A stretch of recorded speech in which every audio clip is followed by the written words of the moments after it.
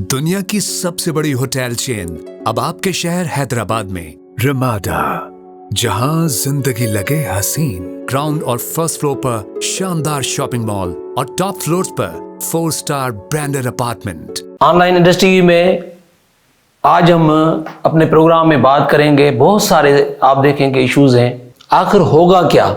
हर हफ्ते हम कोशिश करेंगे ऑनलाइन इंडस्ट्री में हम जितने भी अवामी इश्यूज हैं, जितने भी पॉलिटिकल सियासी इश्यूज हैं, जितने भी गवर्नेंस के इश्यूज हैं, सारे सवालात पर, सारे मसाइल पर हम इस प्रोग्राम में इंशाल्लाह हर हफ्ते बात करेंगे। हमारा जो आइन है उसमें बहुत सारे इश्यूज और मदाखलत जो रही है मुख्तलिफ अदवार में, आप देखेंगे यहिया खान का दौर देखें, अयूब खान का दौर देखें, सदारती निज़ाम की जो एक तलवार है वो हर दौर में लटकी हुई है, सियासत के ऊपर लटकी हुई है, पार्टियों के ऊपर लटकी हुई है। पार्लियामेंट 18वीं तरमीम के बाद जो चीज़ें डिवाल्व हुई हैं, सूबों को अख्तियार गए हैं, लेकिन आज भी ये क्वेश्चन सदारती निज़ाम की हालांकि कोई पोजीशन नहीं है। आप देखेंगे सदारती निज़ाम की अब कोई पोजीशन नहीं है। जितनी भी तरामीम हुई हैं, पार्लियामेंट मजबूत हुई है, एक प्रोसेस, बहुत सारे तजादात हैं, लेकिन बहुत सारे इश्यूज अब इस वजह से भी मौजूद हैं क्योंकि हमारा जो पार्लियामानी निज़ाम है उसके अंदर क्वेश्चन, ये सदारती निज़ाम का जो क्वेश्चन है उसने खाइफ कर दिया है पूरे पॉलिटिकल सिस्टम को। इस पे बात करेंगे इंशाल्लाह, हर हफ्ते और इश्यूज पे भी बात करेंगे। मेरे साथ आज इस अहम सदारती निज़ाम के हवाले से गुफ्तगू में शामिल हैं, मौजूद हैं। मैं उनका शुक्रिया अदा करता हूँ। हमारे सीनियर कानूनदान यूसुफ लिगारी साहब मेरे साथ आज इस अहम मौजू पर प्रोग्राम में शामिल हैं। यूसुफ लिगारी का तारुफ, आप यूसुफ लिगारी हर दौर में जमहूरी तहरीकें हों, कौमी तहरीकें हों, अवामी तहरीकें हों, उसमें यूसुफ लिगारी का एक लीड रोल रहा है। जुडिशरी के हवाले से, कानून के हवाले से, आइन के हवाले से अच्छी दस्तरस है यूसुफ लिगारी साहब की। यूसुफ लिगारी साहब से बात करेंगे और सदारती निज़ाम का जो एसेंस है, सदारती निज़ाम की जो तलवार है, उस पर बात करेंगे कि इसकी आइन के अंदर पोजीशन ये क्यों, जब सदारती निज़ाम की कोई पोजीशन नहीं है, हर दौर में क्यों ये बार बार सदारती निज़ाम की बात की जाती है। सदारती निज़ाम की शुरुआत जो है इस किसी आइन न होने की वजह से, एक छप्पर में जो आइन बना था तो वो भी आइन एक ज़बरदस्ती बनाया गया था और वो 1 यूनिट बनाने का ताल्लुक था, उसमें 1 यूनिट बना था और सूबों के हुकूक चले गए थे। अवाम उस आइन को कबूल करने के लिए तैयार नहीं था। और जब वेस्ट पाकिस्तान असेंबली में तहरीकें आई कि 1 यूनिट को तोड़ा जाए, तो उस वक्त जो है अयूब खान ने इसका इलाज, उससे पहले भी इसका इलाज जो था वो इस्कंदर मिर्ज़ा साहब ने सदारती निज़ाम में देखा था। सदर को पूरे इख्तियारात थे और पार्लियामेंट के इख्तियारात का कोई डेफिनेशन नहीं थी, नहीं डिफाइन नहीं किए गए थे, तो उस तरीके से निज़ाम चल रहा था। तो वो जो हिस्ट्री है बड़ी ख़तरनाक हिस्ट्री है, लेकिन उसमें फिर भी ये है कि किसी न किसी तरीके से सदारती और पार्लियामेंट निज़ाम आपस में बन के चल रहे थे। लेकिन 58 में आने के बाद जो मार्शल लगा, तो पहली तरीके से एक मार्शल एडमिनिस्ट्रेटर और वो जो प्रेसिडेंट बन गया उसने पूरे इंतजाम संभाल लिए। ही वॉज नॉट इलेक्टेड, वो इलेक्टेड नहीं था और ज़बरदस्ती फ़ौज की ताकत के ज़रिए अपने बलबूते पर अवामी ताकत मैंडेट को ख़त्म करके आ गया। तो पहला इंसिडेंट ये रहा। लेकिन फिर उस निज़ाम को आगे चलाने के लिए, दोबारा इलेक्ट होने के लिए उन्होंने फिर एक बुनियादी जमहूरियत का सिस्टम बनाया और एक पार्लियामेंट बनाई जिसमें मेंबर बुनियादी जमहूरियत के, जो बेसिक डेमोक्रेसी लोकल गवर्नमेंट के मेंबर होते थे, वो वोट करते थे और डायरेक्ट वोट अवाम का नहीं होता था। उसकी वजह से पार्लियामेंट जो होती थी वो चंद सिलेक्टेड नुमाइंदों के हवाले होती थी और वो निज़ाम बन गया। फिर 62 के कॉन्स्टिट्यूशन ने जो ये निज़ाम दिया, वो निज़ाम चलता रहा और वो आखिर रियाया कि मार्शल लॉ की प्रोक्लेमेशन में उस कॉन्स्टिट्यूशन को सस्पेंड किया गया और बना। और उसके नतीजे में आपने देखा कि जो प्रोविंसेस में खलिश थी वो बढ़ गई और पाकिस्तान को 2 हिस्से बनना पड़ा, 2 लख्त बने और ये 2 टुकड़े होने पड़ा, बंगाल। फिर जो वेस्ट पाकिस्तान की असेंबली बनी थी उसमें वेस्ट पाकिस्तान ने 1 यूनिट तोड़ दिया था, यहिया खान ने। अब 1 यूनिट टूटने के बाद होना तो ये चाहिए था کہ ہر صوبہ جو ہوتا وہ پھر پہلے کی طرف جاتا اور اپنے حساب کر، لیکن ایسے نہیں ہوا. پھر دوبارہ جو ہے جو پہلے ممبر منتخب ہو کے آئے تھے 70 کی الیکشن میں، وہ ڈائریکٹ ہو کے آئے تھے، انہوں نے آ کر جو ہے آپس میں ایک کانسٹیٹیوشن بھٹو صاحب نے بنایا 73 میں. اس میں پریزیڈنٹ نظام کو ختم کرے پارلیامنٹری نظام لایا گیا، جس میں پارلیامنٹ کو پاور دیے گئے، پرائم منسٹر کو پاور دیے گئے، اور پریزیڈنٹ کو ایک ہیڈ بنایا گیا صرف اسٹیٹ کا، ریاست کا، اور اس کو ہم کہتے ہیں ٹیٹوریل ہیڈ، کے نام کی خاطر ایک ہوتا ہے ہیڈ ہوتا ہے جو ایک ڈیکوریٹڈ پیس ہوتا ہے اور جس ڈیکوریشن کی طرح رہتا ہے اور اس کے اختیارات بھی ہوتے ہیں. لیکن اس وقت پریزیڈنٹ کو اختیارات بہت تھے اور وہ پریزیڈنٹ جو ہے ان اختیارات کے تحت جو ہے وہ اسمبلی توڑ سکتا تھا. کسی وقت بھی جو پرائم منسٹر الیکٹڈ تھا اس الیکٹڈ پرائم منسٹر کو گھر بھیج دیتا تھا. اور اس کے مثالات آپ کے سامنے بہت سارے ہیں. بہت سارے پرائم منسٹر گئے، سہروردی سے لے کر بوگرا سے لے کر، پھر آتے ہیں ہم جوالہ کے دور میں محمد خان جونیو گیا، پھر بے نظیر گئی، نواز شریف گئے، سارے یہ چلتے گئے. وہ آرٹیکل ہوتا تھا 58. کانسٹیٹیوشن میں ایک آرٹیکل 58 ہے جس کے شکل نمبر 2 کے تحت ان کو اختیارات ہیں کہ پریزیڈنٹ جو ہے وہ کسی وقت بھی ایمرجنسی نافذ کر کے کسی پارلیمنٹ کو توڑ سکتا ہے، لیجسلیشن بھی توڑ سکتا ہے. تو وہ تو ایک پاورز تھے جو پریزیڈنٹ راج سے اپنا حکم چلاتا تھا.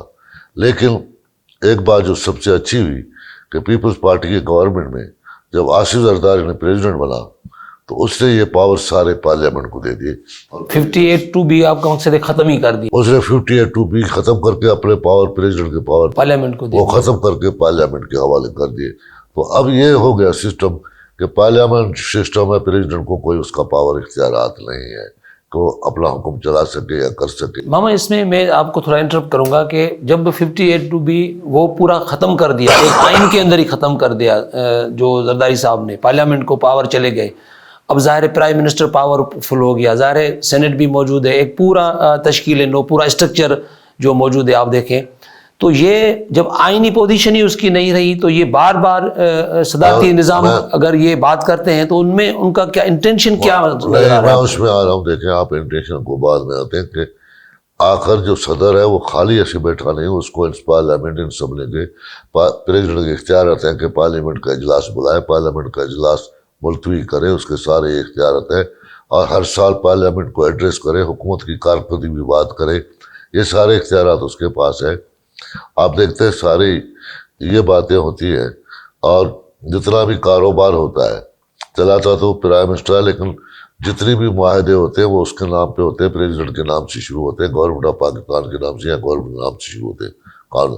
اب مسئلہ یہ ہے کہ اگر پارلیمنٹ نہیں چل سکتی تو کوئی ایسا طریقہ تو نکالا جائے چلے.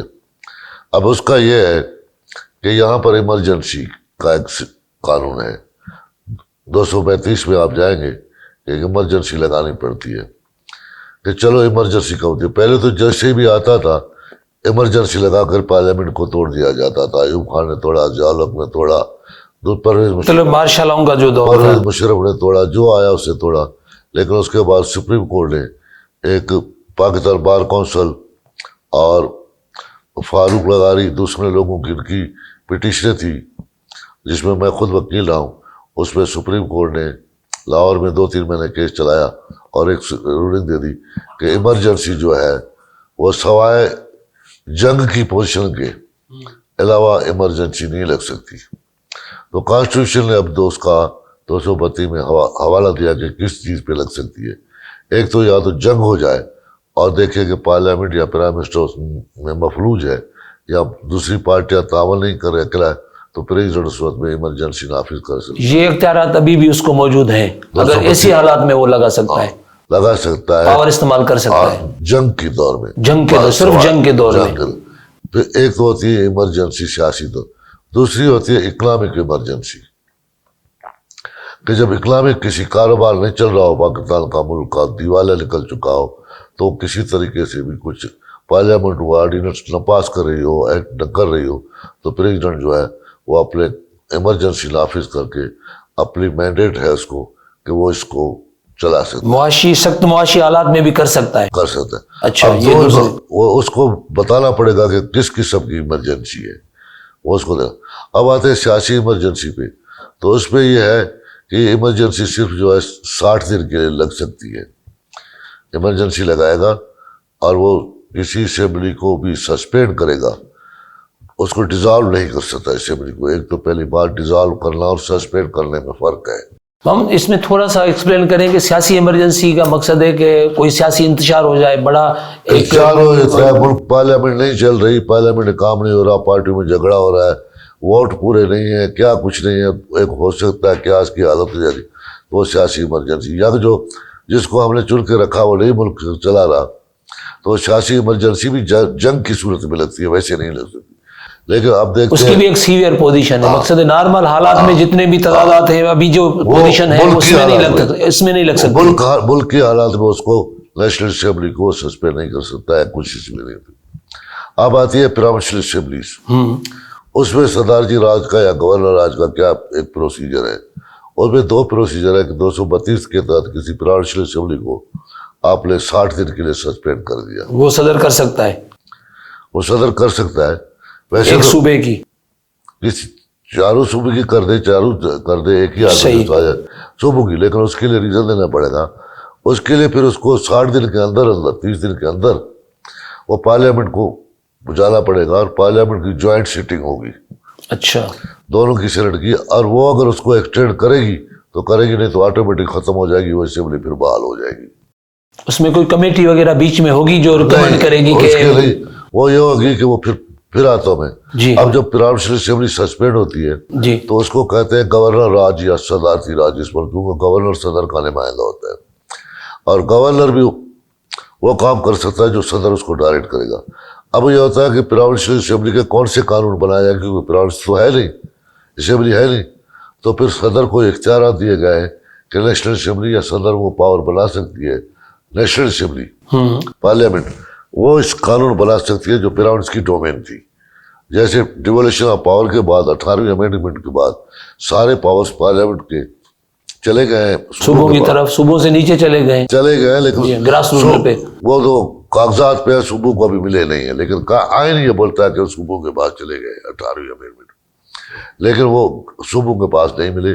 اب تک وہ صوبوں نے قانون نہیں بنائے نہ کچھ, تو وہ جو صوبے کے قانون بنانے کے اختیارات ہیں وہ پارلیمنٹ بنا سکتی ہے, اور وہ اس کو وہی قانون سمجھا جائے گا جو اس میں ہوگا. تو پھر یہ آ جائے گی اس کے پاس پھر آتے آپ اس کو کہ یہ قانون چلتا رہے گا, لیکن پھر دوسرا ایک اور طریقہ بھی ہے کہ یہ پارلیمنٹ رہے بھی صحیح. آرٹیکل 145 میں 145 میں یہ آتا ہے کہ جب دیکھتی ہے اپنا صدر دیکھتا ہے کہ کچھ اختیارات صحیح نہیں چل رہے, تو وہ یہ کر سکتا ہے کہ کچھ اختیارات غلط چل رہے ہیں تو ان کو ڈائریکشن دے سکتا ہے, پھر وہ بھی پروونشل گورنمنٹ کو کہ اس طریقے سے تم ان اختیارات کو استعمال کرو. وہ عام حالات میں کچھ ایسے صدارتی نظام کچھ ایسے حالات ہوتے ہیں جو صدر کی جو سینٹر کے ٹکراؤ میں آ جاتا ہے, کوئی پروونس آ جاتے ہیں یا کچھ اس طریقے سے چلتے ہیں کہ وہ قانون کے مطابق نہیں چلے, تو اس کو صدر سیدھے کرنے کے لیے کہہ سکتا ہے کہ اس آرٹیکل کو اس طریقے سے چلائے. مثلا ایک روڈ ہے, وہ روڈ آپ کا یہاں سے سپر ہائی نکلنا چاہتا ہے, پروونس کہتا ہے کہ یہ روڈ میں یہاں سے نہیں بنا دوں کیونکہ یہ میری فلاں چیز ہے, تو اس پہ پریزیڈنٹ ان سے کہہ سکتا ہے کہ آپ اس کو لاڈ ایکوائر کریں یا کچھ طریقے سے. کچھ ایسے حالات میں جن پہ آ سکتے ہیں, جن پہ کہہ سکتے ہیں. پھر تو بہت سارے پاورز آپ دیکھیں تو موجود ہیں. صدر کے پاس تو آلریڈی نہیں, اب صدر کے پاس پاور نہیں, لیکن وہ پاور بھی جو ہے جو رواجیں استعمال پھر بھی چیف منسٹر کرے گا, پراؤنس کرے گا, وہ خود نہیں کرے گا. صحیح, وہ خود ڈائریکشن دے سکتا ہے اور اس کی بھی جینیئر ہوگی. اور آپ کو پتا ہے کہ پہلے یہ جو ہوتے تھے پریزیڈنشل فارم 58 میں, ان کو کسی بھی پارلیمنٹ اس چیلنج جگہ نہیں کیا جا سکتا تھا, کسی عدالت میں چیلنج نہیں کیا جاتا. وہ فکرہ بھی نکل چکا ہے, عدالتوں کو اب اختیارات مل چکے ہیں کہ ان کو چیلنج کیا سکتے. اور سب سے بڑی اہم بات یہ ہے کہ جو ایمرجنسی لگتی ہے اس میں پراونسز سے جو پاور چھینے جاتے ہیں, یا جن سے کہا کہ پراونشل گورنمنٹ راج بن رہا ہے, گورنر راج, اس میں یہ ہے کہ جو عدالتوں کے اختیارات ہیں وہ ان پہ کوئی قدم نہیں لگ سکتی. اور وہ عدالتوں کے اختیار اسی طریقے سے رہیں گے، اس میں کوئی انٹرفیئرنس ہو ہی نہیں سکتا۔ تو عدالتوں کو اختیارات جو ہے 199 آرٹیکل میں، ریٹ پٹیشنز میں، وہ سارے وہیں برقرار رہیں گے، اور عدالتیں بھی اس حکم کو دیکھ سکیں گی کہ غلط ہے، صحیح ہے، کیا ہے۔ تو یہ ایک بڑا اتنا آسان نہیں ہے کہ آپ گورنر آج کی بات کر دیں اور پھر بولے، اور پھر آپ کو اگر جوائنٹ سٹنگ میں پاس نہ ہو آپ کدھر چلے جائیں گے۔ اگر دوسری بات یہ ہے کہ جو گورنمنٹ ہے اس کو ڈیزالو کرنے کے بعد اس کی میجارٹی ہے وہ کدھر جائے گی، آپ کہاں کس حد تک جو ہے عوام کے پاس چلے جائیں گے۔ اگر جو یہ کام کر رہا ہے، جو پرائم منسٹر یہ کرے گا، اور وہ بھی ساری ایڈوائز پہ کرے گا، اسمبلی کو جو ہے سسپینڈ کرنا، ڈیزالو کرنا، یا کسی طرح میں ڈیزالو تب ہو سکتی ہے پرائم اسمبلی جب چیف منسٹر بولے گا، تب ڈیزالو ہوگی، سسپینشن الگ ہے ڈیزالو، اور ادھر نیشنل اسمبلی ڈیزالو تب ہوگی جی پرائم منسٹر۔ اب یہ کوشچن آتا ہے کہ جو مینڈیٹ لے کے آتے ہیں ان کو دوبارہ الیکشن میں جانا پڑتا ہے، وہ کس طریقے سے اس قسم کی بات کر سکتے ہیں، اور اگر ان کو زبردستی نکالا جاتا ہے تو ان کے پاس عوام بھی ہے، اسٹریٹ پہ بھی چلے جائیں گے، ریاست بڑا مشکل ہوگا کہ اس امن امان کو رٹ کو بحال رکھنا۔ لوگوں میں چلے جائیں گے، پالیٹیشینس، عوام، بنیادی حقوق والے وہیں چلے جائیں گے۔ ایک انتشار کی صورتحال آپ دیکھیں گے کہ پہلے ہی ملک پورا ایمرجنسی میں، وہ یہ برداشت نہیں بھی کر سکا، اور کوئی بھی ایسی حکومت نہیں ہوگی جو اس طریقے سے اپنی حکم چلا سکے بداؤ کر لے۔ اس میں بہت ہی مشکل ہوگا اس کے لیے، اور پھر عدالتیں ایسے حکم کو نہیں مانیں گی، نہیں بھی دیں گی جو غلط قسم کا حکم ہوگا۔ اب اس میں دوسری بات یہ بھی آتی ہے، جب یہ ایمرجنسی لگتی ہے تو اس میں فنڈامنٹل رائٹس چلے جاتے ہیں، سلپ ہو جاتے سارے جو پہلے ہی سلپ پہ آپ دیکھیں گے، نہیں، لیکن ان کو یہ ایمرجنسی ختم نہیں کر سکتی۔ اچھا، تو جب 199 میں عدالتوں کے اختیارات ہوں گے تو عدالتیں تو فنڈامنٹل رائٹس کو تو لائیں گی نا، تو اس لیے یہ ان کے لیے اور بھی بڑا ہو جائے گا، اور یہ بڑا ایک پرابلم ہوگا کہ اس لیے میرے خیال میں یہ انتہائی مشکل ہوگا کہ یہ 60 دن میں ایک تو لے سکے، اور 60 دن کے اندر ان کے پاس کون سا اختیار ہوگا کہ اسی اسمبلی میں میجارٹی بنا جائے گی۔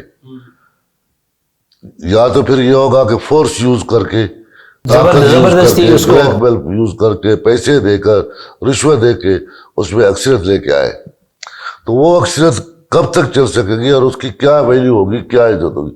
لیکن میں سمجھتا ہوں کوئی بھی ایک عزت دار آدمی یا کوئی بھی ایک جو حکومت کرنے کا اہل ہے وہ اس قسم کی بیان نہیں کر سکے گا اور اس کی جرت نہیں کر سکے گا۔ لیکن جب میں اس میں صرف یہ اب جو اس ٹائم جو ایشو انہوں نے دیکھے، حالات اتنے ویسے ہی پورے بگڑے ہوئے ہیں، میں صرف یہ چاہتا ہوں کہ اس کو وہ حالات ہے، لیکن ہوتے ہیں، سازشیں ہوتی رہتی ہیں۔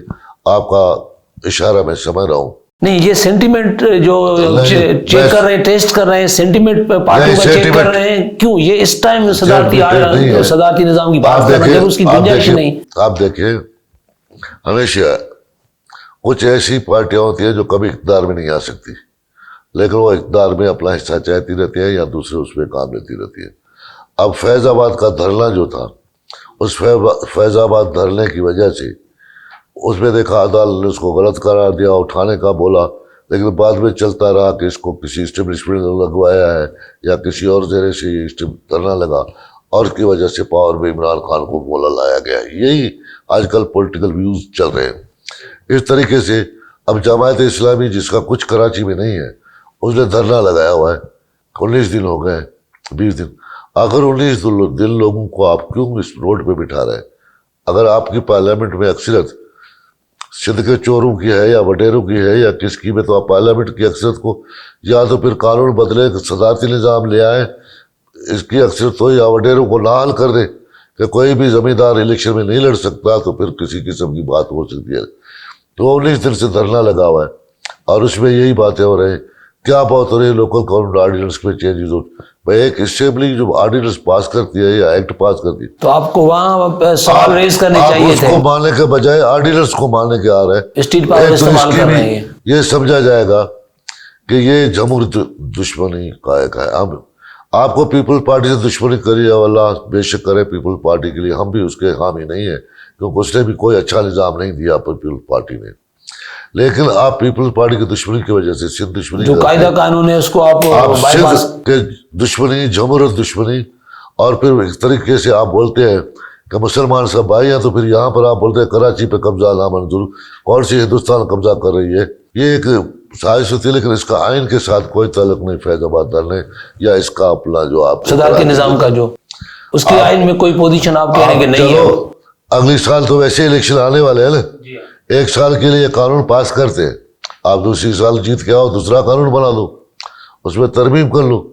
یہ کیا روڈ پہ لا کے آپ ترمیم کرانے کے بولتے ہیں، زبردست پروسیسر ہوتے ہیں، احتجاج ہوتے ہیں ایک تو، لیکن احتجاج اسمبلی کے خلاف نہیں ہوتے۔ اگر وزیر اعلیٰ کوئی کام کرتا ہے، کوئی حکم بجا لاتا ہے، تو اس کے خلاف آپ احتجاج کرو کہ یہ غلط ہے، لیکن اسمبلیوں کو توڑ احتجاج کر کے اور اسمبلیوں کو ناکام بنانے اور نااہل بننے کی سازش، یہ پورا غیر جمہوری یہ جو مرحلہ انتہائی غیر جمہوری ہے۔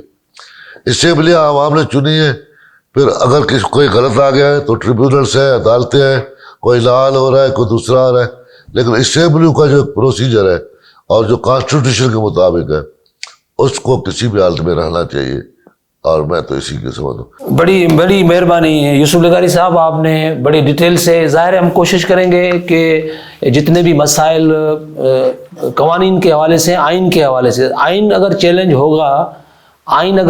ہوگا تو ظاہر ہے جتنے بھی معاملات ہیں، جتنے بھی مسائل ہیں، وہ ظاہر ہے ان میں ایک بریک رہے گا، وہ آگے ان کے سالوشن نہیں نکلیں گے۔ جب آئین خالد صاحب میں آپ سے عرض کر دوں گا، آپ نے یہ بہت اچھا پروگرام کیا، اس سے یہ ہوگا کہ ملک میں تبھی امن امان ہو سکتا ہے جب قانون چلتا ہے، جب اسٹیٹ کی ریٹ رہے گی، رول آف لا رہے گا۔